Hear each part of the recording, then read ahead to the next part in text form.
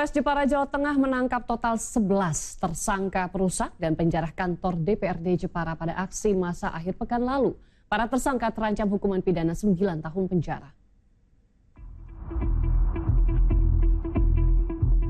Personel Polres Jepara, Jawa Tengah meringkus tersangka penjarahan dalam aksi massa di depan kantor DPRD. Ia ditangkap di kawasan Jalan Pemuda. Penangkapan dilakukan berdasarkan keterangan saksi dan rekaman CCTV. Dalam aksi anarkistis yang terjadi pada 30 Agustus lalu, total 11 tersangka telah ditahan polisi. Sejumlah barang bukti turut disita. Demonstrasi mahasiswa yang awalnya berlangsung damai kemudian disusupi oleh oknum yang melakukan penjarahan, perusakan hingga pembakaran. Para tersangka terancam hukuman 9 tahun penjara pada pasal pencurian dengan pemberatan. Para pendemo datang ke sini dengan damai. Kita kawal dari Unisnu sampai ke Mapolres, akan tapi kemudian ada yang provokator dan ada juga orang yang kemudian ada kelompok massa yang melakukan anarkisme dan berujung ke penjarahan. Tak hanya di Jepara, tim gabungan Polda Sulawesi Selatan dan Polrestabes Makassar meringkus 11 perusak dan pembakar gedung DPRD Provinsi Sulawesi Selatan dan Kota Makassar.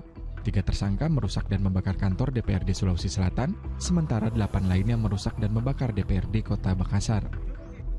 Sementara itu di Palembang, Sumatera Selatan, tim gabungan Polda Sumatera Selatan dan Polrestabes Palembang menetapkan 11 tersangka perusakan sejumlah gedung dan fasilitas umum pada aksi massa 31 Agustus 2025.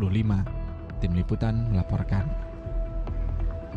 Di informasi selanjutnya, pemirsa, polisi menangkap 7 orang penyebar konten provokatif di media sosial terkait aksi penjarahan. Sementara sejumlah orang yang terlibat dalam penjarahan di wilayah Tangerang Selatan, Banten diamankan petugas.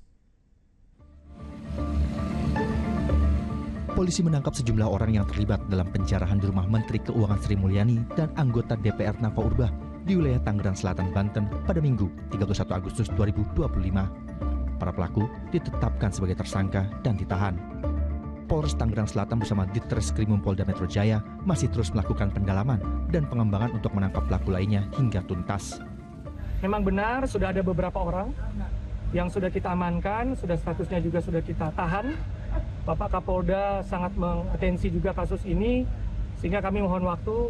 Yang pasti sudah ada beberapa tersangka yang sudah kami amankan yang terlibat langsung. 2 orang terduga pelaku penjarahan di rumah Sri Mulyani diamankan polisi saat berpura-pura mengembalikan barang hasil curian. Awal September, aparat berhasil menangkap 3 terduga pelaku penyebar konten provokatif di media sosial terkait aksi penjarahan rumah anggota DPR. 3 terduga pelaku yang diamankan, 2 diantaranya adalah pasangan suami istri. Penyidik masih menggali motif dibalik dugaan tindak pidana yang mereka lakukan. Modus operandi perbuatan tersangka adalah membuat dan menggugah konten video melalui akun media sosial TikTok miliknya dengan tujuan menimbulkan rasa benci kepada individu, kelompok masyarakat tertentu berdasarkan kebangsaan, menghasut atau memprovokasi massa aksi unjuk rasa untuk melakukan penjarahan di rumah saudara Sahroni. Selain ketiga tersangka, polisi juga menangkap 4 tersangka lain yang diduga menghasut massa untuk bertindak anarkis saat unjuk rasa beberapa waktu lalu. Para tersangka dijerat Undang-Undang ITE dengan ancaman hukuman 6 tahun penjara. Tim Liputan melaporkan.